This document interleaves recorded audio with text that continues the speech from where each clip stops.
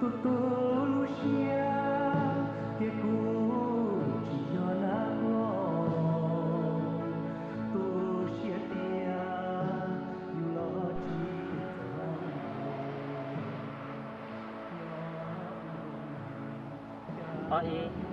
Oi, các bạn nhớ tên á. Oi, các bạn nhớ tên á. Oi, các nhớ tên á. Tôi có nói chuyện cho nó có được nói chuyện là tôi đã kêu là thằng tôi đến trả kinh tế thì cái này thì trả chỉ là nhà bọn nhân tàu á trả vì gì thế à? Hello, ông Đà Nẵng, quý hỏi có em long xà. Wow, bây giờ kinh tế thì nó sợ sẽ phải luôn đi. Cô chém long xà có yêu hại đã chín tí nữa. Có lại tiền rồi giờ tứ thì tao còn lâu mới tiền cả lo mà thế đó. Cô chả chỉ sai luôn mà. Saya boleh, kau yang kata saya betul. Ada hotel sih jadi dene. Ê, chỉ có một đã chín à. Ya. Ini dia kota kamu. Ini dia ketemu dan jelas ketemu dan ini kota kamu yang kita tuh. Mua xe tàu du là. Chế play xe của mình sẽ chế. Cô có mua hơi lý quay chỉ mua chế. Cứ mua là tao cơ.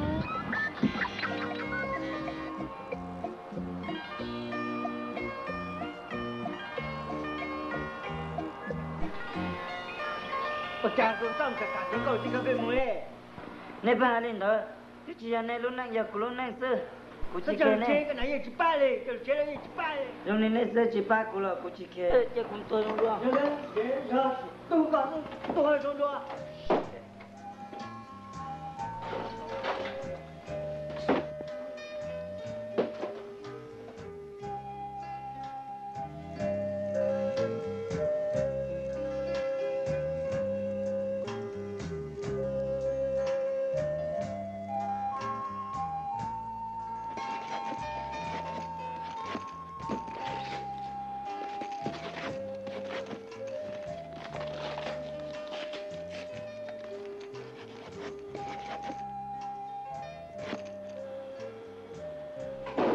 Ông nhớ trong này cũng là mua tiền cho sen tàu dài. Cho nên cái sự thay đổi nó. Bây giờ là thấy là sen sao kể xin lúc xưa. Luôn phải dùng để cứu ra bao số nó. Các tôi bảo lại cho cái sự thay đổi thuận gió. Giờ đi trả lo, cho tôi lòi xứ. Các số tôi sẽ cũng mà. Sao đầu cơ ra lô chỉ bốn xí hiểu tiền. Nhưng mà kiềm nhớ rồi tới chờ cậu.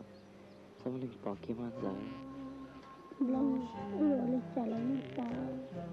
Thì khi nhớ chỉ tôi là lừa. Ủa lúc này chỉ rồi. Thà của hai nó. Luật chủ tâm tôi là lừa. Lúc này thì hiểu rồi. Dạ, tôi biết sao thế. Tôi chỉ có xe. Cả bộ bác của nó. Cả giờ các chuyện chỉ bác của thế. Chỉ nên là nuôi tiền không có lòng đâu. Thì chỉ cùng tôi không đua mà. Thì các chuyện cho của nó. Dạ, trong một cha lo. Nhưng tôi chỉ tao thì chỉ cùng một cú. Một cú một cái nhau một tao ăn tiền ra của tao.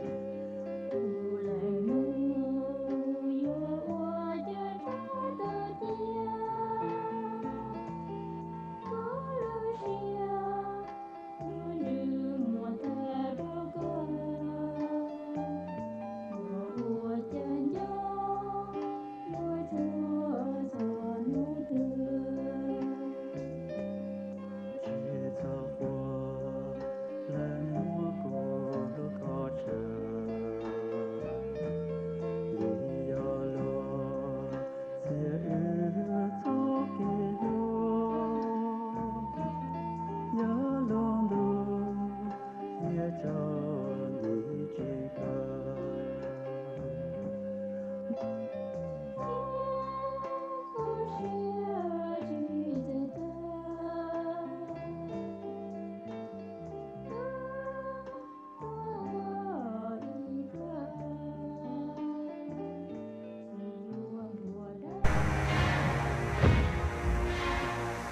here. What do you want? Go what to right.